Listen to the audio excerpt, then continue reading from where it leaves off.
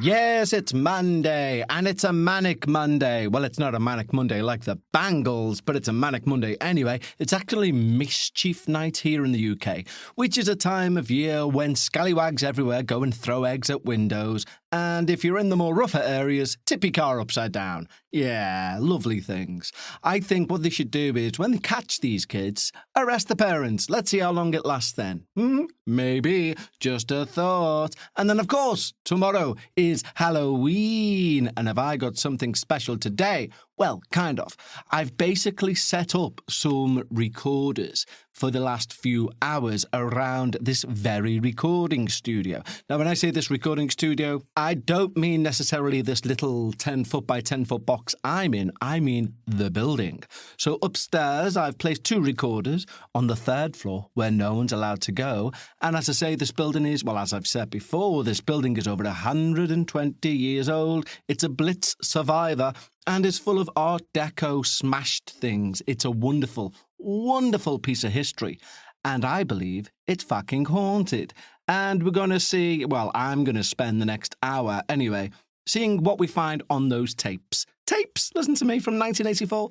Anyway, before we do that, we need to say a big thank you to our wonderful new Patreons. Now, I, of course, have been waiting weeks, as we all have, for me to use this ghost pedal that was sent to me by a wonderful listener in the States. And I brought it down and I've got all the leads. And then I realised it needs a 9-volt adapter thing, which I didn't realise it would. I thought it'd have a battery thing. I should have looked. So I've just ordered one on Amazon, so it should be here through the week. And next week, for fuck's sake, Kevin, honest to God, never has there been such a delay in a pedal being used. Next week, we should have the effect of said pedal. But for now, we don't. But we're still going to sing a long list of Patreon names because it's been a while. And we have a list, and here's the paper. It's not that long. It's like pages long. So we have a list of 1, 2, 3, 4, 5, 6, 7 names to sing. And those names are... Would that sound official then with the paper? Like I'm doing the news. Today on the news, Kevin forgets things to do with a pedal. Anyway, we have Charlotte Dale, Angie Hackett, Amanda Brown, Glyn Hitchmow, I can't read my own writing, Crystal R., Catherine Bird, and Logan Lacapria. What a lovely name. And I'm going to sing a song which features all of those names, and it won't be a rap. So shall we? Let's. 3rd fret, everyone. Charlotte Dale, Angie Hackett, Amanda Brown, too. Then we got Glenn Hitchmow and Crystal Laws with you. Oh, and Catherine Bird, Logan Lacapria. I just wanna say to y'all thank you. Faster, 'cause you've signed up to the Patreon and you don't know what you do.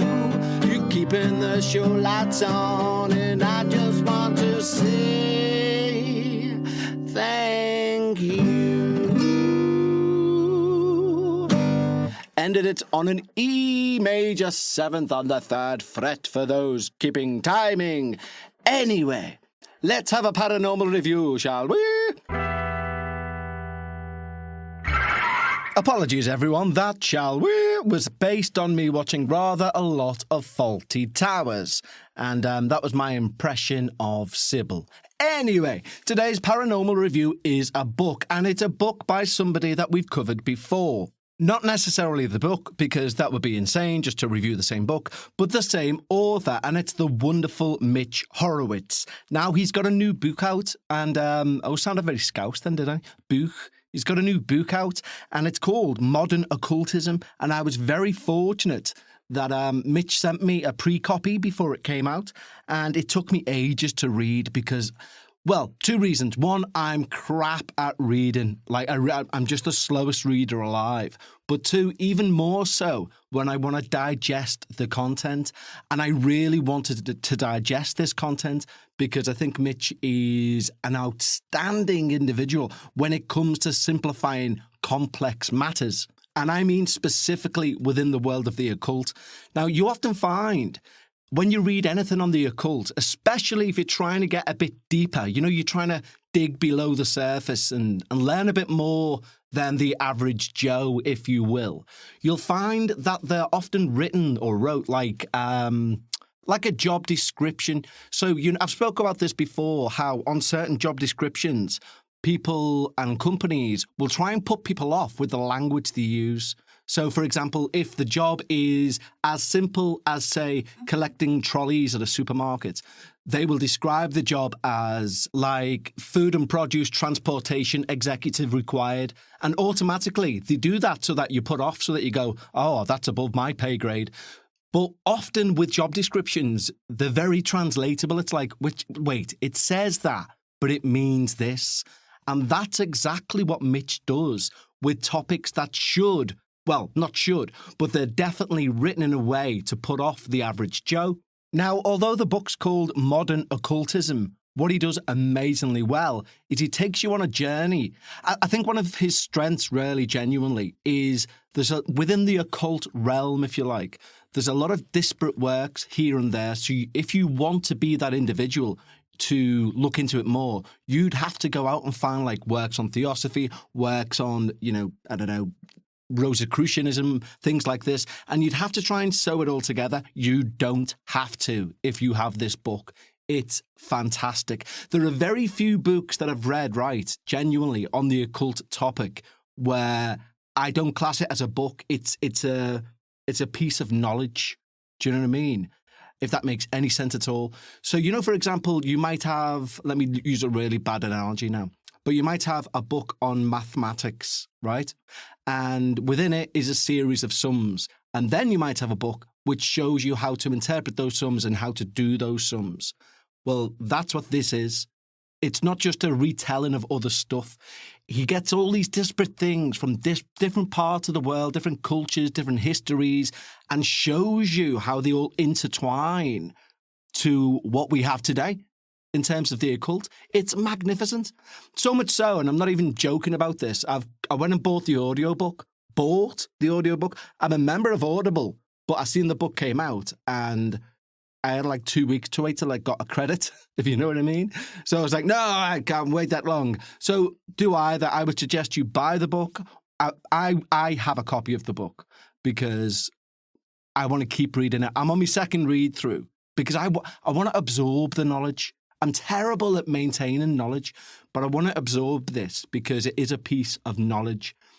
But the audiobook is great too. If, like me, you can only read 3 pages of anything, even if it was if it was your next 5 years' future predicted and written down, I'd still read half a paragraph and fall asleep. So if you're like me and you fall asleep reading, which I do quite often, I would suggest the audiobook because it's read by Mitch himself too. And as you probably know, when an author reads their own work, they put the inflections in the right places. Do you know what I mean? So it's a very good piece of work all in.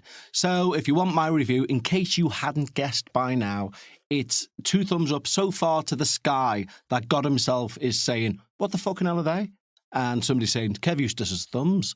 So go out and get that book. Modern Occultism, get it now. Audible, Kindle, whatever you want. Just make sure you get it. If you're into this stuff, honestly, it's knowledge. It's not a book. It's knowledge. And there is a difference. And you'll understand what I mean when you've read it. Anyway, 2 thumbs up, right up into God's face. Now, in the first part of our 2-part Halloween, it's all on this episode, but in the first of our 2-part Halloween bit, we're going to tell a true listener ghost story. Yes, we are. We've had an email from Kay, and they have sent us what they refer to as a ghost story, which is just what we need for Halloween. And then just after that, we'll see what I've managed to pick up with my recorders. I don't even know yet. I haven't checked them. Anyway, Kay's story. And just let me take my glasses off, because with them on, I can't see a thing close up. And with them off, I can't see a thing far away. Well, that's short and long sight for you. Anyway, hello to you, Kev. Hi. Becca. Hi. And most importantly, the neighbour's cat. She says, meow to you, madam. And the neighbour's cat says, meow. Because she appreciates that. Love the ghost stories, keep up the paranormaling. I think that's a new verb. Well done. I've been debating whether to send the story in because it's my only story and not that long. Well, that's okay. But perhaps you and your listeners will enjoy it. I'm sure we shall. So this is Kay's story. When I was very young, around the age of 8, my family lived in a rented house in rural Atlantic Canada. It was on a quiet street of low-income houses and mostly surrounded by trees. Our street was the kind of area where you could still be kept awake by a massive murder of crows flying in a swirling mass above the woods, awoken by the howl of a coyote in the distance at night, or alerted to the sun by the heavy chattering of birds in the morning. Shadows were long and deep between the trees, and the forest was my main playground. I say all this to set the scene and explain that it could generally get a bit spooky at nights, especially for a small child. Even though we had neighbours on both sides, and I was a pretty spunky kid, I have a few memories of small, eerie occurrences in that house, but for the most part can completely explain them as either sleep paralysis, hypnopompic hallucinations, or just being a child with an incredibly overactive imagination. I don't consider myself a die-hard believer in the supernatural, but not necessarily someone bent on disproving either. All I know is that most of my tiny tales make sense with an ounce of consideration. But the story I'm about to tell you now, to this day, does not make any sense to me, no matter how often I try to logic it out.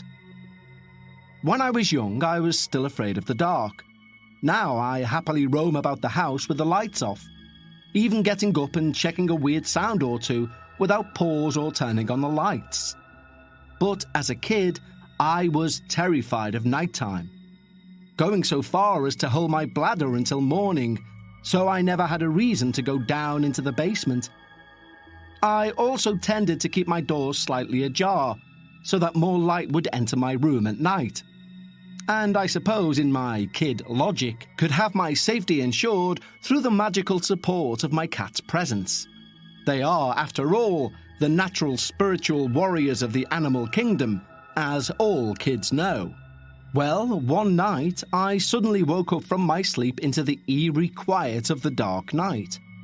It couldn't have been any later than 2 a.m, but without a clock in my room, I had no way of knowing the actual time. Either way, it was dark and it was dead quiet. I stayed very still with my eyes closed, hoping to fall back to sleep without ever having to open them. Unfortunately for me, I started to get scared, and then more scared. I began to feel this dread growing in my belly.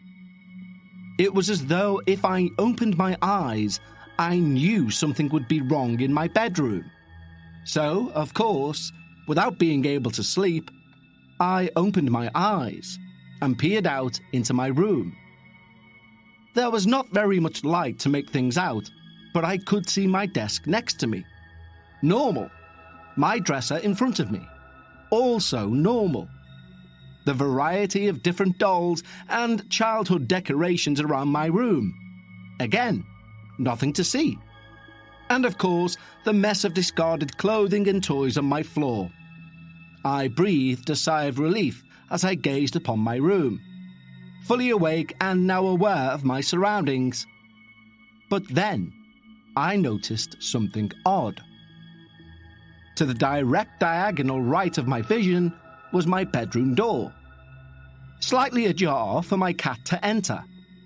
But above the door, something was wrong. I looked harder to try and figure it out. Now, my bedroom door, because of where the closet was right next to it, was set 1 foot deeper than the rest of the wall, and was flush near the connecting wall, so was surrounded by corners and shadows. This had never been an issue, until the problem I identified suddenly became clear. The corner directly above my bedroom's door was much darker than normal. Much darker. It was as though there was an inky splotch in the corner right above my door. And it took any remaining light from the window or the hallway into its void. I blinked and looked around it, fear gripping my chest, as I saw no matter how many times I tried to relook or reanalyze the situation, that corner was darker than it should be. And worse, darker than the surrounding shadows. I was absolutely paralyzed with fear. I couldn't look away. I was terrified to move. It was not as though I couldn't move, and this is an important distinction for the sake of considering other explanations. I simply did not want to move, because I was convinced the movement would let whatever the shadow was perceive me. My body was locked tight in a freeze response for a solid 5 minutes, before my brain began to kick in and screamed at me to just get out of that room. I knew my mother's room was directly across from mine, so I could go straight across the hall into her room for safety. I had a game plan to get away, but there was one major problem. I'd have to go through the very door that terrified me. I decided just to go as fast as possible, and it would surely all turn out to be a misunderstanding, nothing would move, and I was just being silly and anxious. I sat up quickly, intending to walk out, to challenge my fear, and surmount my nervousness with no consequence. And then it moved. The shadow detached from the corner and took shape in the air, away from the walls. My heart exploded into a tachycardic panic as I saw this dark shadow shift and start to move towards me. It was like witnessing a cloud slowly descend towards you. No hurry in it at all, but with clear intent and a good aim. Suddenly realizing my worst fear, that this thing had indeed sensed me move and decided to act on it, my body took over. In a millisecond, my flight response kicked me into high gear, and ducking my head to avoid the shadow, I ran at high speed through my room, under the shape and out of the doorway to slam through my mum's door. I leapt onto my mum's bed without looking back. I don't know if the shadow changed course or not, whether it decided to follow me or just leave me alone. My mother was startled awake, but quickly acted as though I'd had a nightmare, and did her usual calm down routine. I, on the other hand, had no way of explaining what I'd just seen, and spent most of the rest of the night waking and staring at her door just in case it followed me. But it never did. For an entire week afterwards, I would only go into my room if I absolutely had to, literally ducking in and out with my eyes on that corner the whole time. And I absolutely refused to sleep in there. Eventually, my mother got tired of me crowding her bed, and to my dismay, she kicked me out. For months, I woke in fear and looked at the corner of that room for any sign of extra darkness. Eventually, I refused to open my eyes at all at night, just in case. It was the only way I could sleep. Bladder be damned. As time went on, the fear faded. We moved to a different house, and I almost forgot about it. Now, as an adult, I look back on the weird experiences I had as a kid, and that is the only one that gives me a shiver and gives me pause for thought. I've no idea what it was. No clear explanation. Nothing like that has happened since, and I haven't had a single truly paranormal experience either. I hope you enjoyed this story, and I welcome any ideas to help explain it, because I'd love to cross this one off my list and never worry about it again. From K.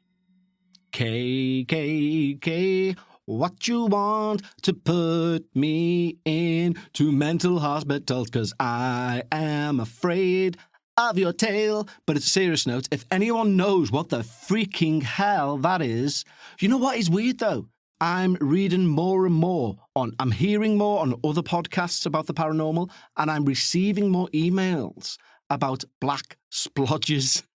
Like, and do you know what's even more worrying, and I'm being genuinely serious, is our house does not have mice, right? I mean, that's not what's terrifying. Because if it did, the neighbour's cat, would be all over it. She's a mouser. When we lived in the flat, we did have mice, and she was ruthless with them. She was never wrong. So there's no mice in our house. But I'm seeing little black shapes, like, scuttle under things. And it's not mice, definitely. And I'm going over and checking and moving things out the way, and there's nothing there. And the cat's looking at me as in to say, no mice here, mate. What are you on about? But then again, she's also not saying there's a demon, so I don't know. So if anyone has any idea what the hell, literally, Kay's experiencing there, then do let us know. Contact at we need to talk about... No. What's our fucking email address? Contact at talkaboutghosts.com. There we go. That's what happens when you have 9 shows. Or very, very poor memory. Anyway, what we're going to hear now might be very short, right? I don't know. So basically for the last... I've just looked at my wrist. I don't own a watch. I don't know why I've done that. But for around the last, say, 3 hours, there's been a recorder upstairs and another recorder on the stairs where I asked out loud if there was anybody there to say something into them. I'm now going to bring them down. I'm going to listen. Well, I'm not going to listen, I'll be honest. I'm going to basically put the sound files on this computer, make the sound wave massive, and anytime there's a peak, I'm going to listen to it and see what it is. And if it's anything spooky, you will hear it now. And if it's not, then we'll go right into Becca's Reddit corner. But you never know. Let's see. Oh, my Lord. Well, what you're going to hear right now is my introduction when I place the recorder down. And then you're going to hear, with the 2.5-hour recording, the first word I think you hear is no. I've hired that part up. And then someone coughs and walks around. And no shit, there's no one else on these 2 floors. The guy who runs the guitar shop isn't in. And no one's been here. I could hear them if they were. Anyway, get on. The first part is just my introduction. Then there'll be a break of silence. And then you will hear what I picked up. And it's fucking weird. And I'm being serious. Okay, so I'm just going to leave this here on the... Hello. If there's any ghosties here. So, what do you say? So, to anyone who is in this building as a spirit, as a whatever you may be, I know it's very old building, bomb damage everywhere, blah, blah, blah. Speaking to this microphone, I'm going to leave it here for a couple of hours, okay? And, yeah, let's see how we get on. Trying to place it down there.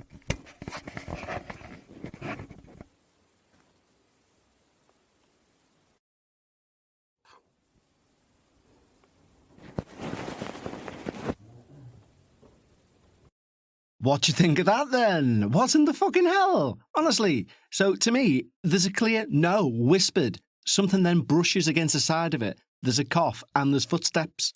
I'll play it again. I'm not going mad. This is real.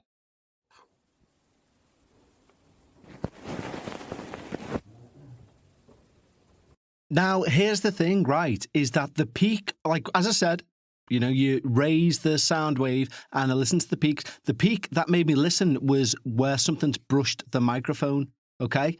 Now, if anyone had walked up those stairs, there would be peaks before that because the wooden fucking stairs. Sorry for swearing, but I'm a little bit freaked out. I'll be perfectly honest. I'm very freaked out.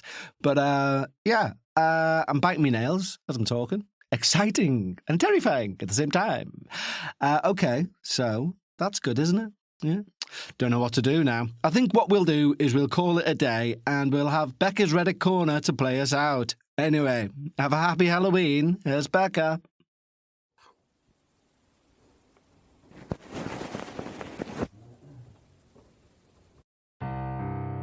Ladies and gentlemen, now it is time for Paranormal Reddit Corner with Becca. Okay, and welcome everyone to Becca's Reddit Corner, the wonderful, beautifully smelling, absolutely immaculate place of dark and dingy death. Bit extreme, but it took a turn, didn't it? It did, but it is Halloween. We had to wait for the cat to stop eating her soup, didn't we? Yeah, but it's a beautiful noise. It's a beautiful noise. Beautiful noise. Anyway, it's Halloween. Today? Tomorrow. Yes. Happy Halloween Eve. It's Mischief Night tonight. Uh-oh. Which means if you live in a rough area, you're getting your windows put through. Yeah, you know what? I do that volunteering thing, the Good Gym thing. Yeah. It's cancelled on Monday because it's Mischief Night. Really? And we'd probably get egged. So yeah. Yeah. I mean, it started with eggs, but the rougher your area is, it turns into cars being tipped upside down, fireworks being put through letterboxes. You know, it gets fucking rough. Yeah. A lot of shops actually stop selling eggs and flour to under 18s, don't they? I mean, we're kind of fortunate here in the fact we've got security and it's a close, so it's a run. There's one way in, one way out. Yeah, and you're unlikely to kind of come in unless you go in here. Yeah, and you have to pass. And the one way in, one way out, it's like literally is one way in, one way out. It'd be like picture a very long road with no way out at the bottom. Going to the bottom of that road, throwing an egg out of the window in the house, and then trying to escape. Yeah. You can't. You just be like, that's him, running away. So, but at the same time, I am still always anxious around Mischief Night. Always have been, always will be. But there you go. And you know why that is? Because parents can't bring up kids anymore. It's quite simple. Anyway, moving on from that. Well, it wasn't all right in your day either. No, and I did take part in it too. I had my own eggs. Of course you did, you little hooligan. Yeah. It was quite scary, actually. I remember once being such a shitbag that I was given my egg to throw at a window, and I crushed it in my hand. I went, "Oh no, I'm so powerful! I've accidentally." And they were like, "Here's another one." I was like, "Oh, I've dropped it." They were like, "Do you just not want to throw an egg at a window?" I was like, "Yeah, pretty much. I'll just run with yous when you throw yours." So obviously, we're here for Becca's Reddit Corner. Now it is Halloween Eve. So, All Hallows Eve. Mm-hmm. The eve of All Hallows Eve. That's right. Oh. But it does mean that the veil is thin. It's exceptionally thin and is only getting thinner as we speak. As you listen to these words, each and every word, the veil is thinner and thinner. Thinning and thinning and thinner. Anthony Joshua. There you go. Anyway, if all has gone to plan, you should have heard a small investigation of the recording studio that I work in, which is over 100 and odd years old, was a survivor of the Blitz, and was formerly a very Art Deco kind of ballroom sort of area. There may be some recordings that we've picked up. There may not be. It will be a case of me scouring through a couple of hours of recordings with microphones left in surreptitious places such as the third floor where no one's allowed to go. And, we'll see how we get on. There'll be a lot of me asking out. It might be a bit boring the rest of the episode, but what is never boring is talking to the lovely Rebecca. Ah. And you're back. It's your first proper Reddit Corner. Did you do one last week? Yeah, I think you might have done. So. Maybe not last week. No, you didn't, because I did the week before. The week before you did.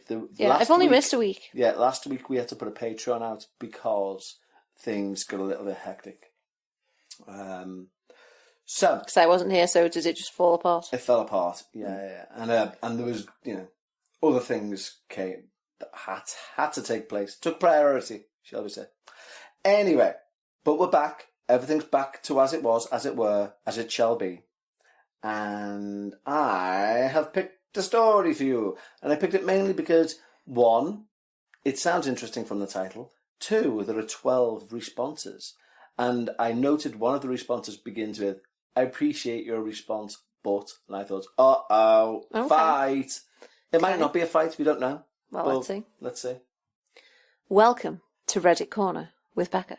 Thanks, Becca. The title of this story is "Been Feeling Weird Feelings in My Townhouse." Ooh. Let's begin. Now, townhouse, before we do begin, what would you picture as a townhouse? A terraced house with steps up to the front door. Interesting. I would picture a townhouse as a very narrow terraced house with 3 to 4 floors that were all livable. So my cousin Mike moved into a townhouse, what was known as a townhouse. Very narrow living space, but very high. So, like, those brownstones in New York that you always see in the movie, they're townhouses. Okay. Hence my thing about the steps.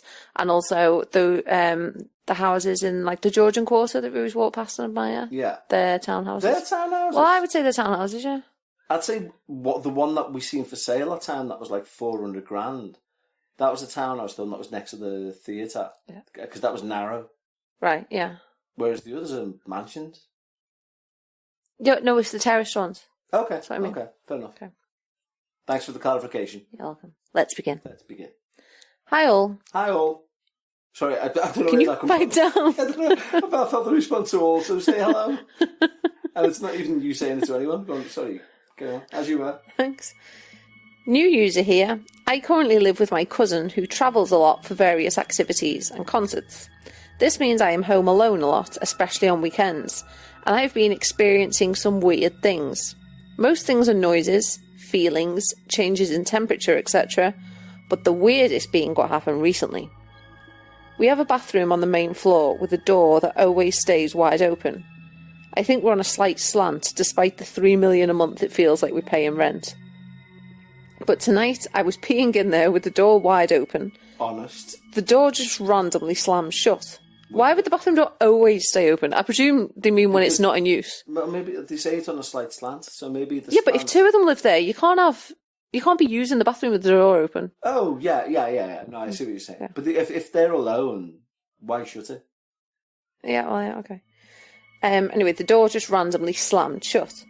The past 30 minutes has been me trying to slam the door open and other various variations of what I could have done that would have caused that, and the door will not close on its own. Interesting. I like that method, that rationale approach. There's no way that could have happened on its own. I've never experienced anything negative in the place. Just feels like sometimes I am not alone. I'm new to this whole Reddit thing, so maybe I'm just being dumb, but wanted to share and see what you all had to say. I don't see what the correlation is there between being new to Reddit and experiencing something paranormal. And it's saying I'm just being dumb, but I wanted to share it with you. Oh, as in like everyone on Reddit's a paranormal expert. Well, no, I think they're just saying they're just throwing it out there. They're just, they're apologising for the lack of detail, mate. They're just throwing it out there. Okay. I believe in ghosts, but I've never experienced anything that made me fearful. Now I am unsure. Thanks, Reddit. And what are these responses? Go on. So someone said residual energy, perhaps. Not everything is spirit. Sometimes energy just gets stuck and needs help getting cleared out. Try saging and also using Palo Santo. What's Palo Santo? It's a wood. It's a certain type of wood. They sell it in Bow Street. But also, what do you do with it? But again, you burn it like wood. You burn it like sage, sorry. Right. It's smudging, basically. But the interesting thing about the residual energy part is that residual energy normally is in terms of visualization, as in like you see the residual energy. It's not the slamming of a door. That's a kinetic energy. But, right. Well, the person said, thank you for the reply. I don't know much about that, but I have a friend who does. Will definitely reach out. Plenty of negative energy in this place that I'd love gone. Have a good night. Very polite. Someone else says, some say these spirits are harmful and not to be trusted, so be careful. I tend to think that communication is key, and to show love to all entities is better than showing fear or hate. The person's replied, I appreciate your response. I tend to think it depends on the spirit, and I'm unsure how to feel about this one. It seems playful but scary. Now to try to sleep tonight. So the first person replied, in my experience, they can hear our voices. Maybe let them know they don't need to scare you like that. And they've put, the posters replied, some laughing faces. I let them know. Hopefully they listen. I don't mind him hanging with me. Just let me enjoy my beer and watch football. Plenty of couch room for them too. Someone else has replied, from what I've read, you might need to determine if it's a human-based entity or something demonic. You don't ever want to communicate with a demonic force. Also, how the fuck do you determine that? I'll tell you what you do there, you ignore it. And I'll tell you why. I've just literally covered this very topic on Dark Bites. I'll tell you why. And I'll tell you why. And I'm only saying this right, genuinely, through people sending me stories and saying what's worked for them. So, but over a period of years, right? It does appear that there's a certain sort of spirit which is like a trickster spirit, like a Loki, like its only intention is to make you afraid of it. It feeds off your fear. It does things. It's not a human spirit, for one. It's an entity, if you will. But it seems to be its own variety of spirit, like a trickster spirit, feeds off your fear, loves the attention, a pure attention-seeking ghost, will do anything to get the attention from you. And ignoring it does seem, when you hear people say, I don't want to mention its name to give it power.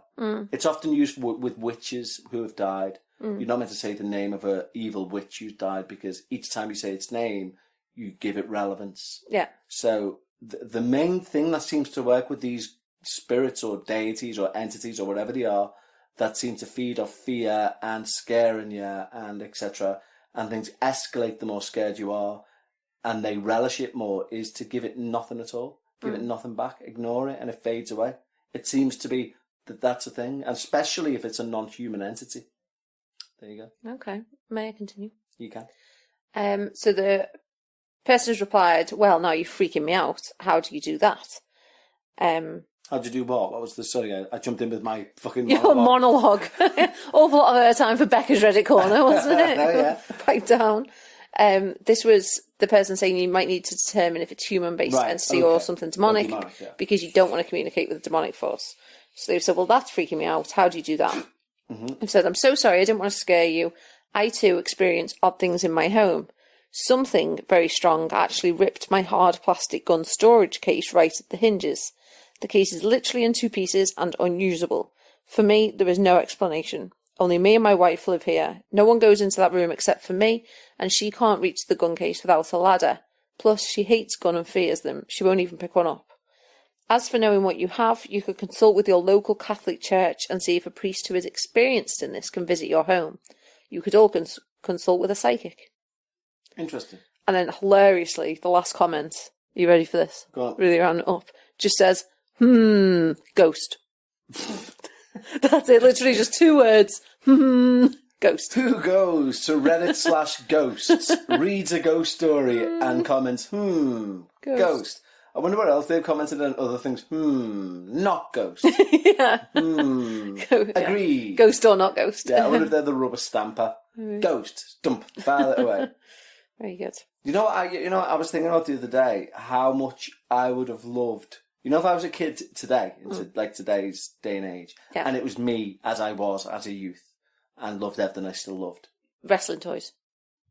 I played with wrestling toys till I was 19. No, but we've seen like rings and stuff, and you've been like, "Oh my god, I would have loved that when I was a kid." Yeah, I had one as a kid, and loads of figures that weren't even wrestling figures, and some of them. Oh, I had such a good time. But no, my point being that even though it's all online and you can do this if you want. Do you know what I'd love? Like if I was 10, and I had technology that was here today, a PC and a printer and a filing cabinet. And you know what? 10-year-old me would get a story like that, copy it onto Word, make a note of the username of the user, the date, the time, whereabouts it was, the type of spirit I perceived it to be, and I'd print it off and I'd file it away under like trickster things. I'd have a fucking absolute... You'd create a little dossier. Yeah, I really would. I'd love to do that. Like when you're a child, you got like the 6 weeks holidays. When you were a kid, and the 6 weeks holidays seemed to last 6 months. And you just done wherever you wanted. I'd spend my entire time. Literally, my dad, I could hear him now saying, "I can't keep bringing paper home from work, so they're getting on to me." I could see him saying that, and I'd be like, "You can." I remember once writing a story about a worm and giving it to my dad and asked him to photocopy it, and he brought back 20 copies. And I thought I was a published author. It's like handing them out to people. Well, I'll sign this one for you if you want. But my point being, I would have a fucking dossier. Honestly, it would be amazing. And I could do that now. You could do that. I could do that now, yeah. I just found if any home printer system ever fucking worked. And they are shite. But instead, I know that you can Google everything now, but I think there's something beautiful and lovely about... I mean, in this new office I've got, I might... put like a filing cabinet in there, so if you ever have like if somebody says da da da da da, I can be like, sounds like awfully similar to open a drawer and be like. But imagine how big the G bit would be for ghost. No, I'd have to, be like, well, that sounds like a tulpa. In fact, it sounds like a tulpa from Germany in 1967. Just let me check my, I could have the index on a computer, and be like, B73492. Pull up file B47392 for me, please. And they would. And I'd be like, yes, it sounds similar to what experienced by Jane in Budapest in 73. Yeah. Yeah, I'd love that. Anyway, as ever, Beck, it's always a pleasure, never a chore. And any happy Halloween messages? It's the day before Halloween. Happy Halloween! Yeah, and I don't think you can get any better way to end this show. Okay, thanks everyone. Tatty bye. Bye guys.